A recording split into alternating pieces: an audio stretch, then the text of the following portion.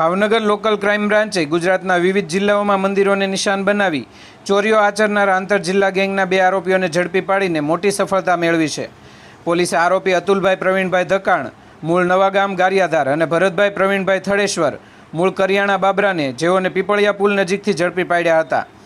આરોપીઓ પાસેથી સોના ચાંદીના દાગીના, રોકડ રકમ સહિત મોબાઈલ ફોન અને સેલેરિયો કાર સહિત કુલ રકમ 5,83,050નો મુદ્દામાલ કબજે કરવામાં આવ્યો હતો।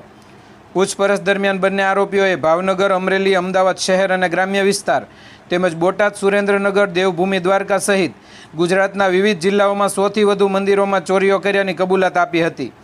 પ્રાથમિક તપાસમાં ઘોઘાના સારવદર ગામમાં આવેલ આવડ માતાનું મંદિર તેમજ મોટા ખૂટવડાના મઢ તેમજ ડાઠા વિસ્તારના મંદિરોમાં થયેલી ચોરીઓ સહિતના ગુનાઓ ઉકેલાયા છે। આરોપીઓ મંદિરોમાં દર્શનના બહાને જઈ મંદિર બંધ હોય ત્યારે તાળા તોડી મૂર્તિઓ ઉપર ચડાવેલા સોના ચાંદીના આભૂષણો તથા દાનપેટીની રોકડ રકમ ચોરી કરતા હોવાનું સામે આવ્યું છે।